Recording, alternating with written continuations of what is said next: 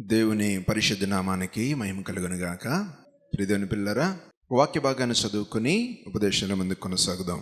కీర్తనల గ్రంథం 103వ అధ్యాయం 3వ వచనం.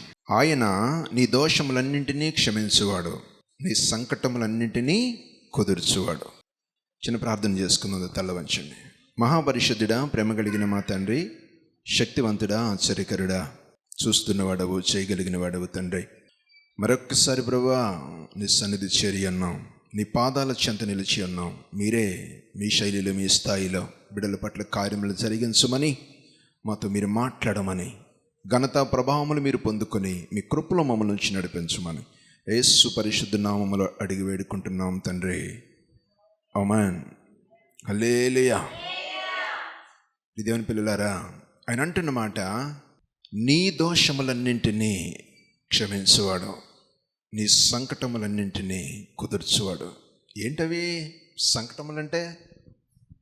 దోషములంటే పాపక్రియలు, సంకటములంటే ఎవడో స్వచ్ఛపరచలేని రోగాలు, ఆయన మాత్రమే చేయగలడు.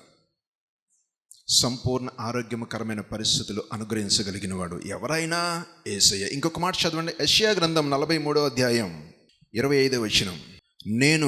నేనే నా చిత్తానుసారముగా నీ అతిక్రమములను తుడిచివేయుచున్నాను, నేను నీ పాపములను జ్ఞాపకము చేసుకొనను. హల్లెలూయా.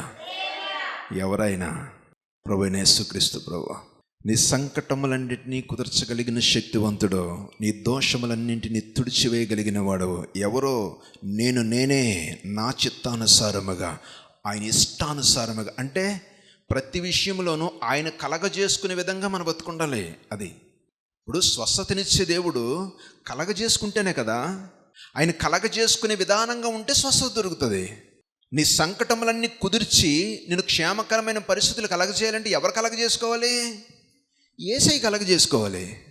నా చిత్తానుసారమే కుదర్చగలిగినడు నేనే అని చెప్తున్న దేవుడు మన పట్ల ఎన్ని కార్యాలు చేస్తుంటాడు. మరలా ఆయన కార్యాలు చేయటానికి ఆయనకు అవకాశముగా, అంటే ఆయన కలగజేసుకునే విధంగా ఉండటానికి తాపత్రయపడుతున్నావా? లేదా ఆయన కలగజేసుకునే విధానంలోనికి వెళ్ళి మరలా లోకానుసారమైన పరిస్థితులకు వెళ్ళిపోతున్నావా? వీటిలో జాగ్రత్త. ఈ చదవబడిన భాగాన్ని బట్టి ఒక 2-3 సందర్భాలు మీ దృష్టికి తీసుకొస్తాను. మార్కు సువార్త 2వ అధ్యాయం 3-4 వచనాలు చదువుతాను, చూడండి ఒకసారి. కొందరు పక్షవాయువు గల ఒక మనిషిని 4 చేత మోయించుకుని ఆయన యొద్దకు తీసుకుని వచ్చిరి.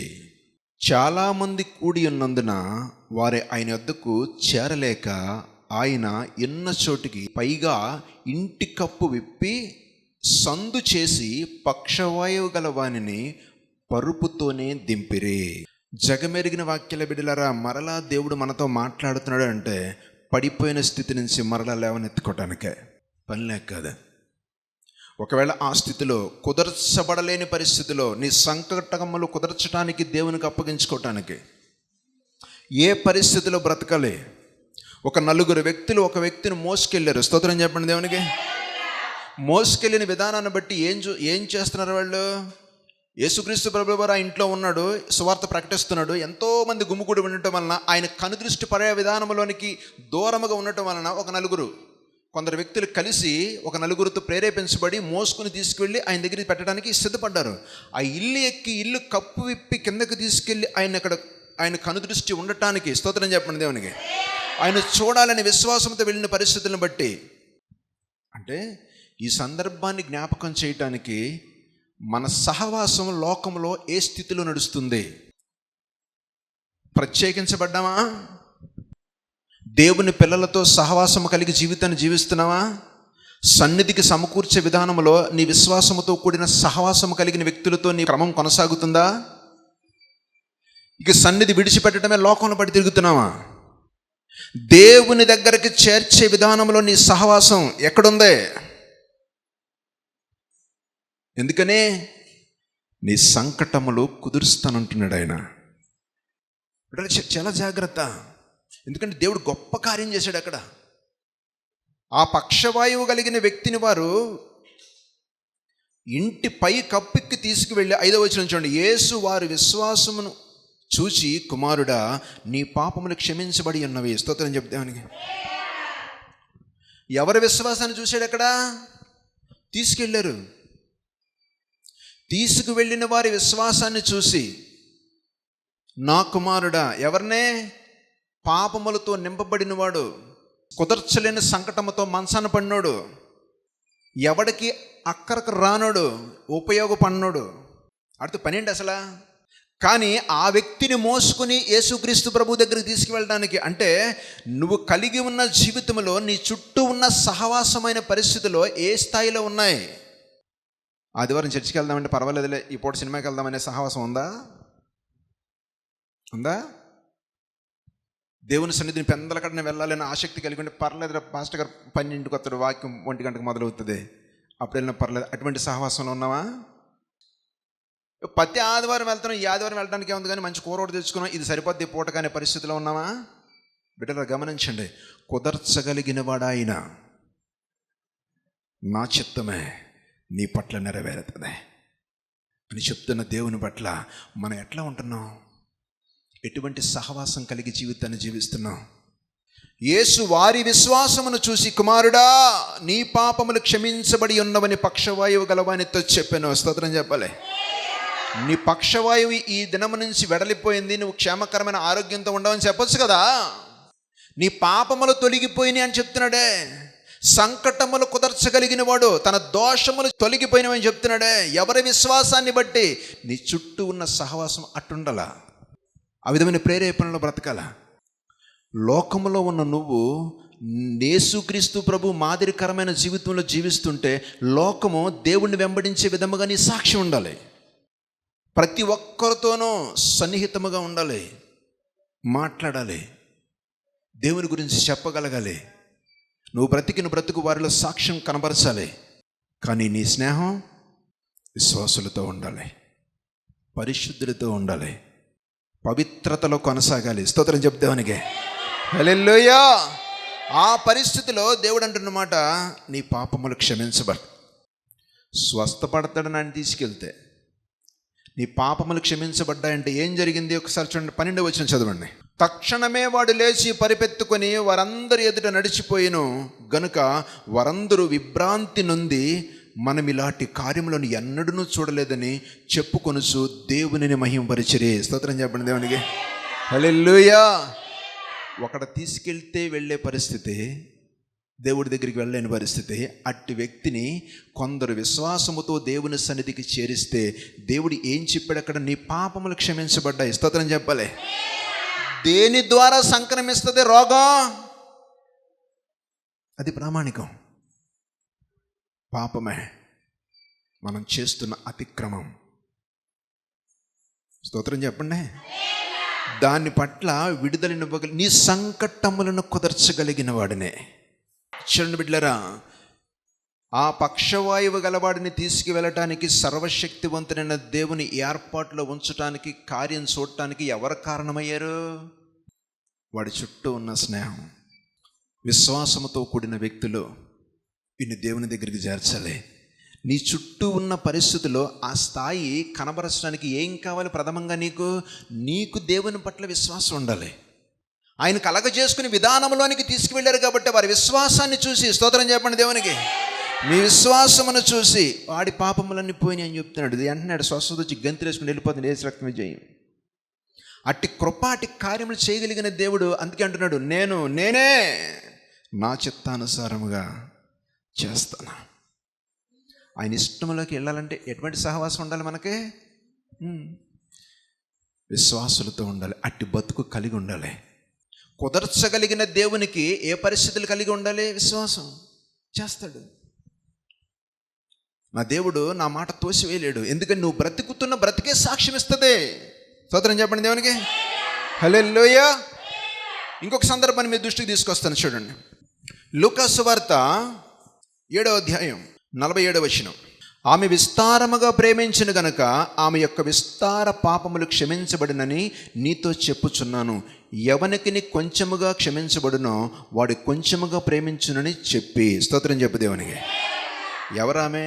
ఒక పాపాత్మురాలు, దేవునికి వ్యతిరేకంగా బ్రతికిన వ్యక్తి, సంఘములో విలువే లేని పరిస్థితుల్లో బ్రతుకుతున్న వ్యక్తి, ఒక పాపకరమైన పరిస్థితుల్లో బ్రతుకుతున్న వ్యక్తి, తన పట్ల ఆమె దేవుని పట్ల కనబరిచిన విధానం, ఏం చేస్తే దేవుడు ఆ మాట అన్నాడు? ఇప్పుడు క్రియ అనేది నువ్వు కనపరిస్తేనే కదా. ఒక దేవుడు ఒక పాపాత్మురాల పట్ల ఒక గొప్ప సాక్ష్యం చెప్తున్నాడంటే ఏం చేసిందామే? అవునుగా. చూడండి 45-46 నేను చదివి వినిపిస్తాను. నీవు నన్ను ముద్దు పెట్టుకొనలేదు, కానీ నేను లోపలికి వచ్చినప్పటి నుండి ఈమె నా పాదములు ముద్దు పెట్టుకొనుట మానలేదు. స్తోత్రం చెప్పు దేవునికి. అతి పరిశుద్ధుడైన నా తండ్రిని తాకాలంటే ఏం విడిచిపెట్టాలి? పాపం విడిచిపెడితేనే కదా. పాపము నీ మనస్సులో ఉంటే, నీ హృదయంలో ఉంటే, దానికి అవకాశం ఇచ్చి నీ బ్రతుకును కొనసాగిస్తూ ఉంటే, నామకార్థమైన క్రైస్తవుడిగా భక్తురాలుగా దేవుని సన్నిధిని వెంబడిస్తూ ఉంటే ఎట్ట జరుగుతుంది? తన ప్రియ కుమారుడైన చిన్న కుమారుడే తన ఆస్తిని అంతా పంచుకుని వెళ్ళిపోతే పాపాన్ని విడిచిపెట్టి వెనక తిరిగే వరకు ముద్దాళ్ళ. తన ప్రియ కుమారుడే తనను నమ్మి తన వెంబడిస్తున్న నీ జీవితంలో కనబరచవలసిన విధానం, ఆయన పాదాల చెంత ఉండి ఆమె క్రమము తప్పక ఆయన వేడుకునే విధానంలో అతి పరిశుద్ధుడైన యేసుక్రీస్తు ప్రభువును తాకటం అంటేనే స్తోత్రం చెప్పు దేవునికి. హల్లెలూయా. ఆ పరిస్థితులు అంతటి అనుభూతి కలగడానికి ఎంత గొప్ప ధన్యత ఉండాలి బిడ్డలారా. సర్వశక్తివంతుడైన దేవుని పాదాల దగ్గర పడి ముద్దాడుతుందండి. ఎంత ఒప్పుకుంటుందామే? ఏం చెప్తున్నాడు? ఒక సేవకుడితో అంటున్నాడు పేతురయ్య గారితో, నీ ఇంటికి వస్తే కనీసం నువ్వు నన్ను ముద్దు పెట్టుకొనలేదు. అది యూదుల ఆచారం బట్టి దేవుడు మాట్లాడుతున్నాడు అక్కడ. నేను లోపలికి వచ్చేటప్పటి నుండి ఈమె నా పాదములు ముద్దు పెట్టుకొనుట మానలేదు. 2, నీవు నూనెతో నా తల అంటలేదు, కానీ ఈమె నా పాదములకు అత్తరు పూసెను. స్తోత్రం చెప్పండి దేవునికి. ఏం తీసుకొచ్చి ఎవరిని పూజిస్తుందామే? సర్వశక్తివంతుడైన దేవుని పాదముల మీద పడి అత్తరుతో అభిషేకం చేస్తుంది. అక్కడ ప్రతి పాపాన్ని విడిచిపెట్టి సర్వశక్తివంతుని చేరింది. నువ్వు సన్నిధికి వెంబడిస్తున్న విధానంలో నీ క్రమం ఎట్ట ఉండాలా? ఆయన సాక్ష్యం చెప్పే విధంగా ఉండాలి మన బ్రతుకు. ఒక పాపాత్మురాలు పట్ల తను ఏర్పరుచుకున్న శిష్యుడితో మాట్లాడుతున్నాడు. ఆమె ఏ విధంగా జీవిస్తుంది అనుకుంటున్నా? ఏ విధంగా నన్ను అభిషేకిస్తుంది, ఏ విధంగా నా పాదముల దగ్గర నన్ను ముద్దాడుతుంది అని చెప్తున్నాడే. ఏంటవి? ఒక పాపాత్మురాలు పట్ల ప్రభు అయిన యేసుక్రీస్తు ప్రభు సాక్ష్యం. దేవాది దేవుడే ఒక పాపాత్మురాలు పట్ల సాక్ష్యం చెప్తున్నాడు. నీ పక్కింటోడు మన గురించి సాక్ష్యం చెప్పే విధానంలో మన బతుకులు ఉన్నాయా? అది ఎందుకు? నీ సంకటమును కుదర్చగలిగిన నా తండ్రి నేనే నా ఇష్టానుసారం చేస్తున్నా, నా చిత్తానుసారం నీ పట్ల కార్యం చేస్తాను, వాగ్దానం చేస్తున్నా నా దేవుడు. నేను ప్రకటిస్తున్న యేసయ్య సమస్తము చేయగలిగిన వాడు, చేసినాడు. ఆయనకు అసాధ్యం అంటే ఏది లేదు. కానీ నీ దృష్టిలో నువ్వు వెంబడిస్తున్న క్రమము ఏ స్థితిలో ఉంది? ఒక పాపాత్మురాలని అందరూ, ఆ చుట్టుపక్కల ఉన్న వారందరూ, వెంబడిస్తున్న వారందరూ, యేసుక్రీస్తు ప్రభు ఎక్కడ తప్పు చేస్తాడో పట్టుకుందామని ఆలోచిస్తున్న వారందరూ, యూదులు, సమరయులు అందరూ కూడా గుంపులుగా జనం ఉన్నప్పుడు ఆ తల్లి అతన్ని యొద్దకు చేరుకుని తన పాదాలను అభిషేకించి కృపించాడంటే యేసు రక్తమే జయం. స్తోత్రం చెప్పండి దేవునికి. దేవుని సన్నిధిలో నిన్ను నువ్వు మర్చిపోయి ఆరాధించు. దేవుని అభిషేకం నీ మీద ఉండాలి. ఆయన కనుదృష్టిలో నువ్వు ఉండాలి. కనులు మూసుకొని చుట్టుపక్కల కాదు బిడ్డ నువ్వు ఆరాధించని ఎందుకు చెప్తాను పదే? ఆయన చేరి నువ్వు ఉన్నావని ఆ నమ్మకంతో ఆరాధించాలా. ఆడి మొఖం ఈడి మొఖం చూసుకుంటా కాదు. ఆయన మహిమపరిచే విధానంలో నిన్ను ఏర్పరచుకున్నాడని ఒక దానం లేదనుకుంటావు. నిస్సహాయంగా అట్లా ఉన్నావు అనుకో, సాతానుతో ఉన్నట్టు లెక్క. ఆయన ఉద్యోగం నీ మీకు రాదు. నిన్ను నువ్వు మరిచిపోయి ఆరాధించాలి. స్తోత్రం చెప్పు దేవునికి. రాజవస్త్రములను తీసివేసి ఎపోదు ధరించుకుని దేవుని సన్నిధిలో ఏ విధంగా ఆరాధించాడు దావీదు మహారాజు? తన భార్య తను చూసి హేళన చేసింది. నువ్వు రాజు అయి ఉండి చేస్తావా అని. ఏం చేశాడు యేసయ్య? గర్భాన్ని మూసేసాడంతే. ఏ రక్తమే జయం. మరి ఆ పరిస్థితుల్లో మనం ఉండాల్సిన విధానం. ఆ తల్లి ఎంతమంది ఉన్నారు అక్కడ? అందరూ ఉసిరాడుకుంటున్నారు. ఆ అమ్మాయి ఆయన పాదాల మీద ఉంటామేంటి? ఏంటి ఈయన పాపిల దగ్గరికి వస్తారేంటి? స్తోత్రం చెప్పండి దేవునికి. హల్లెలూయా. అత్తరుతో దేవుని పాదాలను అభిషేకించింది. ఆ పరిస్థితిని చూసిన దేవుడు, జీవము కలిగిన నా తండ్రి ఏమంటున్నాడు ఆమెతో? ఆమె విస్తారముగా ప్రేమించిన గనక ఆమె యొక్క విస్తార పాపములు క్షమించబడినని నీతో చెప్పుచున్నాను. స్తోత్రం చెప్పు. హల్లెలూయా. విస్తారమైన పాపాలు అంటే సమాజంలో ఎంత విలువ ఉంటుంది దానికి? చూసిన ప్రతి ఒక్కడు తిట్టుంటాడు. ఆ బ్రతుకు విలువ లేకుండా బ్రతుకుంటుంది. ఒక సాక్ష్యం లేని స్థితిలో ఉండుంటుంది. బిడ్డలారా గమనించండి. కానీ జీవము కలిగిన తండ్రి ఆమెను అంటున్న మాట, ఆమె విస్తారముగా ప్రేమించిన గనక ఇక ఆ మనసులో ఆయన తప్ప ఇంకొక లేడు. స్తోత్రం చెప్పాలి దేవునికి. ఎంత గొప్ప సాక్ష్యం అండి. ఏ స్థాయిలో కలిగి ఉన్నాను యేసయ్యని? అసలు ఆయన ఉన్నాడా మనలో? ఆయన చూపించగలుగుతున్నావా? నీ కుటుంబమును ఒడిదుడుకులు కలగకుండా కలగ చేసుకుని చక్కదిద్దేవాడు ఆయనే. అందుకే అటువంటి శక్తివంతుడైన దేవుడు ఒక సర్వసాధారణమైన మనిషి కాదు, పాపి, ఘోర పాపి, విస్తారమైన పాపములని దేవుడే మాట్లాడుతున్నాడంటే ఏ పరిస్థితిలో ఉందో ఆ జీవితం ఒకసారి గమనించండి. అటువంటి ఆమెను కూడా తన పాద సన్నిధికి చేరగానే క్షమించి ఆయన అంటున్నమాట, నీ పాపములు క్షమించబడి ఉన్నవని ఆమెతో అనెను. అదొకటి చాలదా? దేవుడు చెబితే ఎంత గొప్ప ధన్యత. అంతమందిలో ఆ సమాజంలో ఎంతటి విలువ వచ్చింది. ఎవరి గురించి అని మాట్లాడాడు అక్కడ? పేతురయ్య గారు ఉన్నాడు. పేతురయ్య గారిని రేపెట్టేశాడు అక్కడ. పేతురయ్య గారికి, నువ్వేం చేసావు ఇంటికి వస్తే, నువ్వు అవన్నీ చేసిందో చూడని. ఒక సేవకుణ్ణి, స్తోత్రం చెప్పండి దేవునికి, ఒక పాపాత్మురాలతో పోల్చి, తోటి సేవకుడు ఇంకొక సహోదరుడితోనూ కాదుగా, ఒక విస్తారమైన పాపములతో నింపబడ్డ ఒక పాపాత్మురాలతో ఒక సేవకుడిని పోల్చి ఏం చేసావు నీ ఇంటికి వస్తే? ఏమైనా చేసావా? అంచుడు ఏం చేసిందా? హల్లెలూయా, హల్లెలూయా. బిడ్డలారా గమనించండి, ఆయన సమస్తాన్ని, నీ సంకటములను కుదుర్చగలిగిన వాడు, నీ దోషములను క్షమించగలిగినాడు. ఆయనే నన్ను కుదర్చగలిగిన వాడు, నన్ను విడుదల ఇవ్వగలిగిన వాడు, నన్ను ఆత్మతో నింపగలిగిన వాడు, నన్ను సంతోషింప చేయగలిగిన వాడు, నా కుటుంబాన్ని కట్టగలిగిన వాడు, నాలో కలగ చేసుకోగలిగిన వాడు, నాకు గౌరవం ఇవ్వగలిగిన వాడు ఆయనే. ఆలోచన ఉండాలి.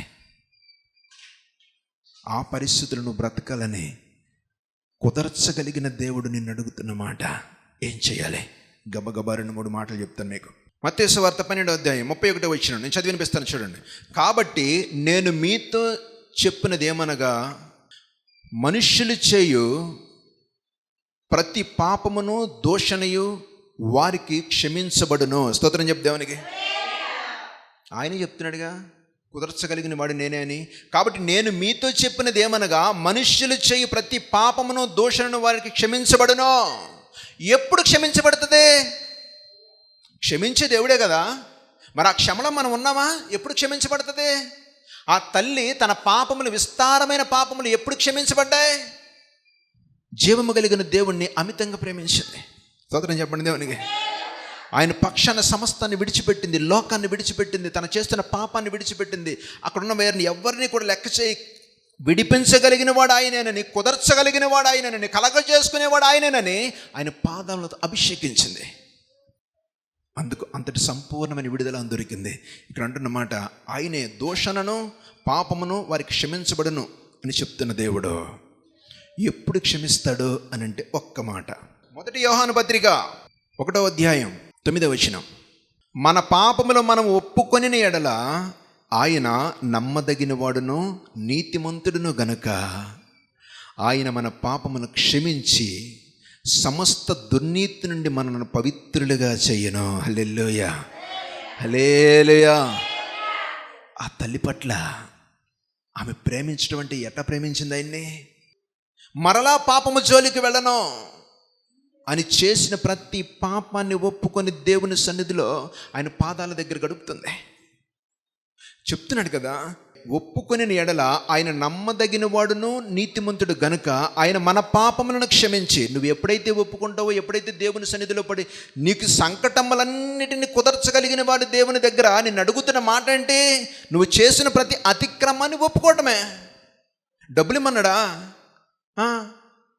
ఉపవాసం ఉండమన్నాడా? మరి ఇంకేం చెప్తున్నాడు ఆయన? ఒప్పుకోమంటున్నాడు. మరలా దాని జోలికి వెళ్ళకుండా మానేసి అంటున్నాడు. నా నామ మహిమార్థమై నువ్వు బ్రతికంటున్నాడు, నన్ను ప్రేమించు అంటున్నాడు. అంటే విస్తారమైన ప్రేమ. స్తోత్రం చెప్పాలి. ఆదివారం ప్రేమ కాదు, అడుగు అడుగున యేసుని కనపరచాలి. అది ఆదివారం ప్రేమ, శుక్రవారం ప్రేమ కాదు, యేసుక్రీస్తు ప్రభుదే. ఆయన కలిగి ఉన్న నీవు బ్రతుకుని ప్రతి దినము నిదట్లో లేచిన ఒక అభద్రతా భావము కలిగిన కలభావము నీకు వచ్చిన వెంటనే ఆయనకు అప్పగించుకునే స్థితిలో ఉండాలి. నాకు నా యేసయ్య ఉన్నాడనే ధైర్యం ఉండాలి.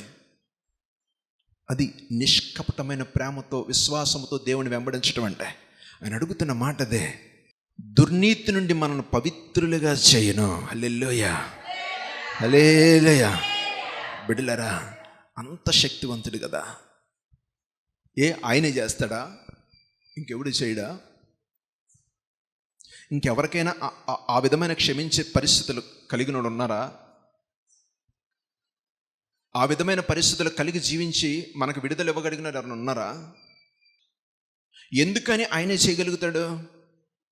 ఎందుకని అంత శక్తివంతుడు అని అంటే, యెషయా గ్రంథంలో ఒక మాట మీకు జ్ఞాపకం చేస్తాను, చూడండి. యెషయా గ్రంథం 53వ అధ్యాయం 5వ వచనం. మన అతిక్రమములను బట్టి అతడు గాయపరచబడెను. మనం ఎటువంటి అతిక్రమమైన జీవితం జీవిస్తున్నామో దాన్ని బట్టి ఆయన గాయపరచబడినని. మన దోషములను బట్టి నలగొట్టబడిను. నువ్వు చేస్తున్న వ్యతిరేకమైన క్రియలను బట్టి ఆయన నలగొట్టబడిను. మన సమాధాన అర్థమైన శిక్ష అతని మీద పడిన. అతడు పొందిన దెబ్బల చేత మనకు స్వస్థత కలుగుచున్నదే. హల్లెలూయా, హల్లెలూయా. మనకు చెందాల్సిన ప్రతి వ్యతిరేకతను తను అనుభవించాడు కాబట్టి, మనం బ్రతుకుతున్న బ్రతుకులో ప్రతి వ్యతిరేకతను ఆయన మీదేసుకున్నాడు కాబట్టి, ఆయన పొందిన దెబ్బల చేత మాత్రమే మనకు స్వస్థత వస్తుందని నువ్వు నమ్మగలిగితే, సర్వశక్తివంతుడైన దేవుని సమాధానమునకు అనుగ్రహించబడాలి అంటే ఆయన విస్తారముగా నువ్వు ప్రేమించగలిగితే, ఆయన కలగజేసుకునే విధానంలో నువ్వు ఉండాలంటే ఆయన మాత్రమే చేయగలడని నమ్మితే, యేసుక్రీస్తు ప్రభువు కలగజేసుకుంటేనే నీ కుటుంబంలో శాంతి సమాధానం దొరుకుతుంది. అంతటి విస్తారమైన పాపములు క్షమించబడడానికి కారణం ఒకటే, ఆయన పాదాల దగ్గర పడింది అంతే, ఒప్పుకుంది. ఇంకంతకంటే గొప్ప ధన్యత అండి. క్రమము తప్పకుండా దేవుని సన్నిధికి వచ్చి ఒప్పుకోక సరైన సమర్పణకి రాక చెప్పాడు కదా. ఆ మాట చదవండి ఒకసారి. లూకా 7వ అధ్యాయం 47వ వచనం. ఏం చెప్పాడు అక్కడ? ఎవనికి కొంచెముగా క్షమించబడినో వాడు కొంచెముగా ప్రేమించుచున్నానని చెప్పి స్తోత్రం చెప్పండి దేవునికి. కొద్ది ఆశీర్వాదకరమైన పరిస్థితులు ఉంటాయి అంటే ఇవాళ బాగుంటే రేపు బాగోదు. మీకు అర్థమవుతుందా?